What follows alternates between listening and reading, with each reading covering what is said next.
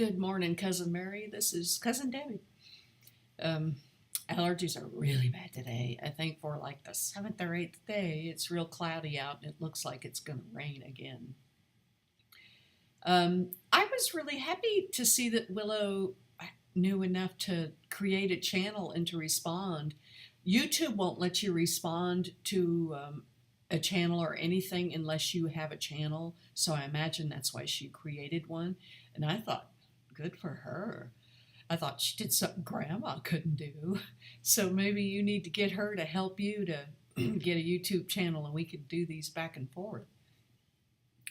So yesterday I took back the Dell.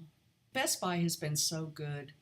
I talked to a Hewlett-Packard representative was there, and he was telling me Hewlett-Packard came out with a new super-duper laptop, real thin. To me, it was a bit heavier than I wanted. It was the HP Spectre, which is the top of the line. It's a little bit heavier than I wanted because I wanted a replacement for my iPad, but to do everything a laptop could do. So he tried to, well, he wasn't really selling me on that, but it did have all the features I wanted, except it was heavy. It was a little heavy. And the price tag, it was $1,500. So he then steered me to Lenovo Yoga. That's the new name for IBM. That was pretty nice, but when he said, oh, and you might want to even get an open box. They had stacks of those open boxes. That tells me they've been returned a lot. So I was going to get the Spectre, and I went to get it. The second guy, he helped me out some too, and I was talking to him about it and what I wanted to do. And we found out there was something with the Spectre that it wouldn't do. I don't remember what it was. I don't know if it was the touch screen or whatever it was. But he really liked the Surface. So that was what I started out with to begin with. But I had gotten the low end. He said there's quite a difference between the low end and the high end, which we know with everything. I went ahead and bought the high-end Surface. It's got the lightweight. It didn't come with a keyboard, but it has the pen. I didn't think that was something that I would be concerned with, but I do like to draw. When I first discovered drawing on my iPad, I drew a lot, and I've stopped drawing. And then when I got the new iMac, I plugged in my Wacom tablet. This thing is pretty cool. This is a drawing tablet. And when I got my iMac, these are supposed to be great for art. So I went ahead and plugged it in, can draw on it, and it's really, really precise and real accurate. And I thought, if I had something that I could draw like I did with my iPad, I'd probably draw a lot more. I took several courses, several semesters drawing. I just took it out of a fluke. I'd never picked up a pencil, never drew before in my life. And just on a lark, I went ahead and I went to register for class. I was really bored. It was after I had gotten sick and I hadn't gotten out very much. And I thought, I'm bored shitless. So I thought, well, I'll take a class. So I went to the community college here and I saw the drawing class and I just had to have that drawing class. I went through a lot of trouble to get it because it fills up fast. But man, that was the best thing I ever did. It got me going to taking classes, and it got me out, got my confidence up. I learned I could do things, and I learned something on the way. And I really liked the drawing. The bad thing with paper and pencil, I have to erase a lot because I'll sketch out the shapes. All artists do it, but they're a little better at not having to do as many erasers as I have to do. I'm not a good artist, but I can dabble, and I like doing cartoons. So when I did that with that Wacom tablet, I thought I really do need a tablet that draws, and the Surface is supposed to be as good as the iPad for it.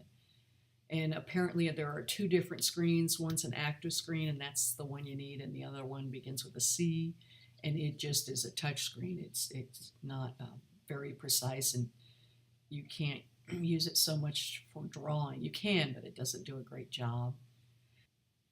That's it on the drawing. Um, I guess that's it. That's it for today. And the other thing, I ordered it, and it won't be here till supposedly they're going to ship it to me. I'll get it Tuesday or Wednesday. I don't know why, but they usually don't keep the high end stuff in the store.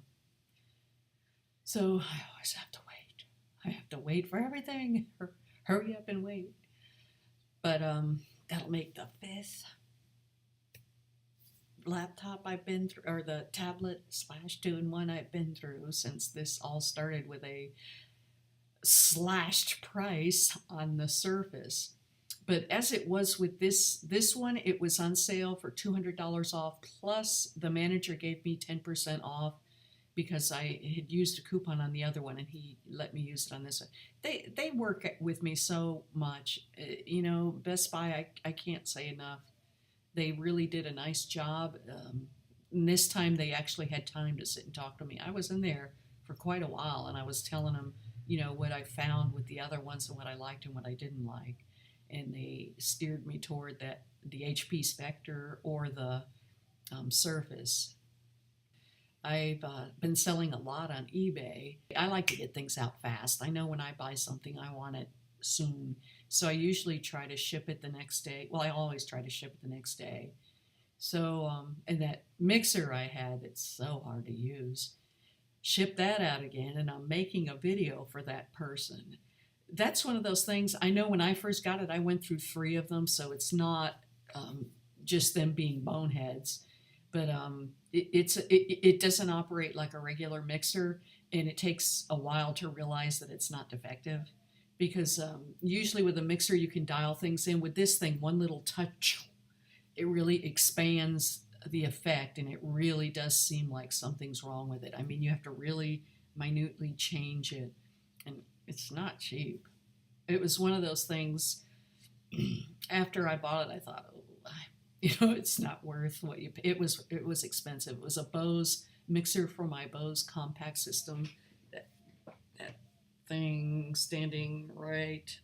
It's hard to find your fingers on this. Right there. See that? That's my Bose mixer. It went with that. And it does with that perfectly, but that's all that thing does. And I mean, it was expensive. It was really expensive. So I thought I'd like to get rid of that and get something I could use more for everything instead of just that. I played my piano the other night just a little bit. Not as bad as I think. I'm not good by any means. I can kind of one finger and melody, but I was able to play it, so I was kind of happy. I love that piano. I never think about selling it, but I never play it. I wish you were here to teach me how to play it. Whenever I go to take lessons on it, I don't know what it is, but you go to take lessons with a guitar and they'll teach you songs and teach you how to make chords and how to make music fast. With a freaking piano, they want you to learn time signatures, the staff, the timing, and God help you if you're a millisecond off with the timing. And I hate that. I think, I'm never going to be a concert pianist. I just want to learn to play a tune. And they never want to teach you that. They want to start from scratch, how to read music and how to do everything. I took a semester of that, and I'm going, ugh. And the guy had said there, no, that's not right. You have to get the time. I play by ear.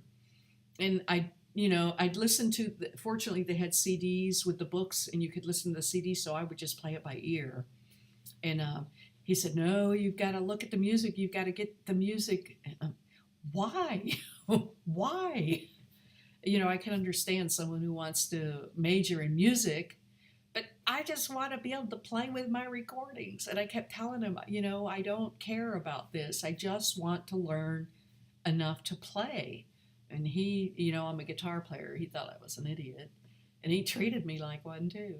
So needless to say, that was not my favorite class that I took at COM. And I had taken private lessons before, and it was the same thing.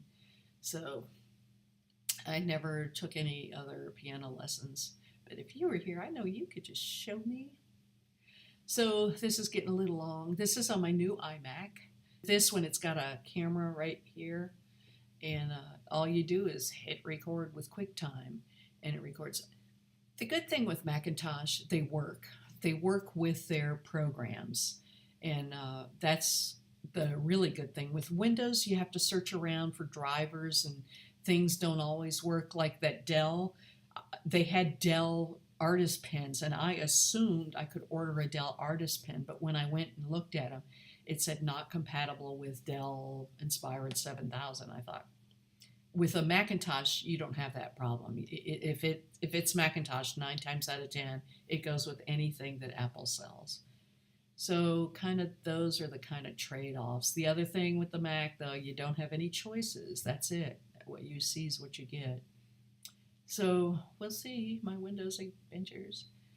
So I hope you're having a good morning, and I hope Jean's having a good morning, and I hope this is a great day, weather-free, and I hope your roof doesn't cave in on you. So I will talk to you later. Bye.